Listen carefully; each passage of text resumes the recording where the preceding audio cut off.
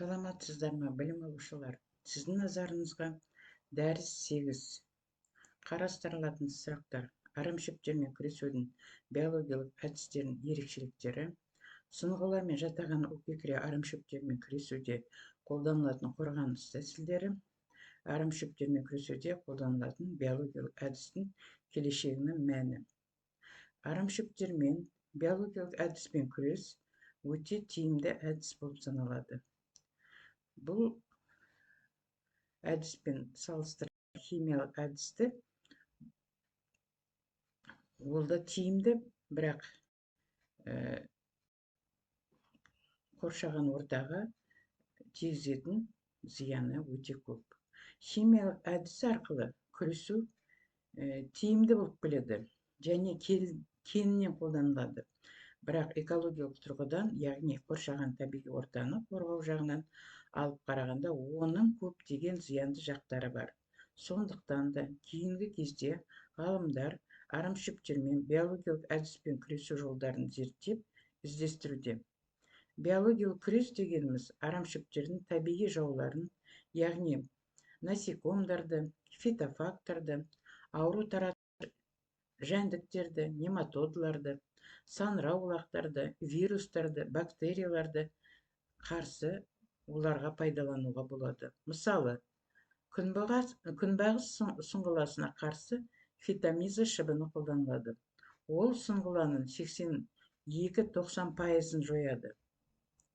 Кейінгі кезде арамшөптермен биологиялық әдіспен күресу жолдары біздің республикада кеңінен зерттеле бастады. Бұл бағытта Қазақстан ғалымдары Мариковский мен Иванниковтың жүргізген зерттеулерін атауға болады. Олардың зерттеулерінің нәтижесінде кекіре құртын республикамыздың солтүстік шығыс облыстарында кеңінен қолдануға болатындығы дәлелденсе, ал бүгін тәжірибе Қазақстан оңтүстігіндегі Жамбыл мен Алматы облыстарында жүргізілген өндірістік тәжірибелердің нәтижесінде қызғылт көкекіре зақымданғаны 90%-ға дейін анықталды. Ғалымдар Төребаев пен Шілдебаевтың мәліметтеріне қарағанда, Қазақстанда биологиялық күрес қызғылт көкекіре, ақмия, егістік шырмауық, сары қалойын, күнбағыс сұңғыласы және басқа да арамшөптердің табиғи зиянкестерін ізденудің басталды деп мәлімет берілді. Мысалы, 1967 жылы профессор Мариковскийдің басшылығымен біздің республикада қызғылт көкекіреге қарсы алғаш рет биологиялық әдіс ретінде оның табиғи жауы кекіре құрты қолданылды. Ал осының нәтижесінде аталған арамшөптің 22%-ы жойылып, ал 30%-ы құрттардың жеуінен шіріп, өсімдіктердің дамып өсу қабілетін жойды. Республикадағы ең ірі қауіпті карантиндік арамшөп жусан жапырақты ойраншөп. Бұл ойраншөппен күресте басқа шаралардың ішінде биологиялық әдістің маңызы ерекше орын алады. Аталған арамшөпке қарсы фузариум ойраншөп жемір қоңызын қолданылады. Егістік шырмауыққа қарсы филотерета қоңызын, шырмауық қара күйесін, ал егістік қалойынге қарсы оның көк қанатты қоңызын. Егістік қалойынге тағы да қарсы тембілі қанатты урафора шыбынын қолдануға болады.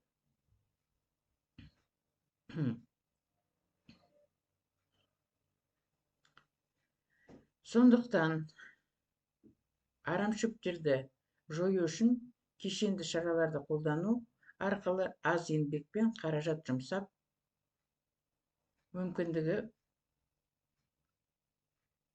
болады екен анықталды. Енді мына қорыта келіп айтқанда, арамшөптермен биологиялық тәсіл күресінің болашағы өте зор деп айтуға болады. Биологиялық әдіс арқылы күресу ол жаңа дамып келе жатқан шаралардың бірі болып саналады. Сүңгуармен жатаған укекре арамшөптермен күресуде қолданылатын қорғаныс тәсілдері, арамшөптермен кешенді күрес шаралары көптеген ғылыми зерттеу мекемелері мен шаруашылықтардың тәжірибелері, арамшөптерге қарсы тек агротехникалық немесе химиялық, әйтпесе биологиялық күрес әдістерін жеке қолданудың тиімділігін болмайтындығын көрсетті. Сондықтан арамшөптерді жою үшін кешенді шараларды қолдану арқылы аз еңбек пен қаражат жұмсап, мүмкіндігінше оларды мол жоюға болатындығы іс жүзінде дәлелденді. Кешенді күрес шаралары арамшөптердің санын азайтуда және тіршілік қабілеттілігін төмендетуге елеулі әсер ететін күрес шараларының бірін ұштастырып жүргізуді айтады көптеген ғалымдар. Арамшөптермен күрестің кешенді шараларын бірі агротехникалық және фитоценотикалық шараларды ұштастырып жүргізу қажет. Бұл тәсіл пар танабындағы атпа тамырлы арамшөптерді, әсіресе қызғылт қалойынды жоюға жақсы нәтиже береді. Себебі парды жаз бойы бірнеше рет культивациялауға болады. Арамшөптердің басым көпшілігі жойылады. Ал жойылмай қалғандарын парға себілген күздік бидай тұншықтырып басып тастайды. Механикалық және химиялық күрес шараларын ұштастырып жүргізу арамшөптерін жоюға үлкен рөл атқарады. Танапта әсіресе парды 1-2 рет культивациялау, содан кейін гербицид қолдану нәтижесінде арамшөптерді мол жоюмен қатар топырақты эрозиядан қорғайды. Бұл әсіресе республиканың ашық, желі күшті далалық аймағы үшін маңызды болып келеді бұл тәсіл. Ал тіпті агротехникалық, химиялық және фитоценотикалық әдістерді біріктіріп жүргізу одан да бетер арамшөптерді толық жоюға мүмкіндік береді. Арамшөптерге қарсы жүргізілетін кешенді шараларды ауыспалы егістерде жүргізсе, олардың тиімділігі тіпті жоғары болатыны анықталды. Арамшөптермен күресуде қолданылатын биологиялық әдістің келешегінің мәні. Арамшөптермен күрестің кешенді шараларының бір түрі ол агротехникалық және фитоценотикалық шараларын ұштастырып жүргізуі. Бұл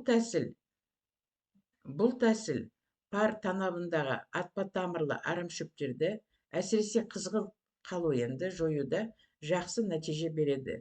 Себебі парды жаз бойы бірнеше рет культивациялағанда арамшөптердің басым көпшілігі жойылады. Ал жойылмай қалғандарын парға себілген күздік бидай тұншықтырып басып тастайды. Механикалық және химиялық күрес шараларын ұштастырып жүргізу арамшөптерді жоюда үлкен рөл атқарады. Танапты, әсіресе парды 1-2 рет культивациялау, содан кейін гербицид қолдану нәтижесінде арамшөптерді мол жоюмен қатар топырақты эрозиядан қорғайды. Бұл әсіресе республиканың ашық, желі күшті далалық аймағы үшін маңызды тәсіл. Ал тіпті агротехникалық, химиялық шараларды жүргізгенде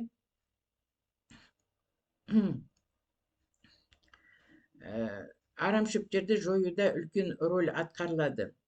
Танапты, әсіресе парды 1-2 рет культивациялау, содан кейін гербицид қолдану нәтижесінде арамшөптерді мол жоюмен қатар топырақты эрозиядан қорғайды. Бұл әсіресе республиканың ашық, желі күшті далалық аймағы үшін маңызды болып келеді тәсіл. Ал агротехникалық, химиялық және фитоценотикалық әдістерді біріктіріп жүргізгенде одан бетер арамшөптерді толық жоюға мүмкіндік беретіндігі дәлелденді. Арамшөптерге қарсы жүргізілетін кешенді шараларды ауыспалы егістерде жүргізсе, олардың тиімділігі тіпті жоғары болатындығы дәлелденді. Механикалық және химиялық күрес шараларын ұштастырып жүргізу арамшөптерді жоюда үлкен рөл атқаратындығы айтылды. Енді танапты, әсіресе парды 1-2 рет культивацияласа, содан кейін гербицид қолданылса, нәтижесінде арамшөптерді мол жоюмен қатар топырақты эрозиядан да қорғайды.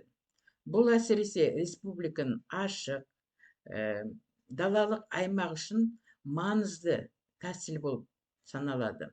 Ал тіпті агротехникалық, химиялық әдістерді біріктіріп жүргізгенде одан да бетер арамшөптерді толық жоюға мүмкіндік береді. Арамшөптерге қарсы жүргізілетін кешенді шараларды ауыспалы егістерде жүргізсе, олардың тиімділігі тіпті жоғары болады. Назарларыңызға рахмет. Сау болыңыз.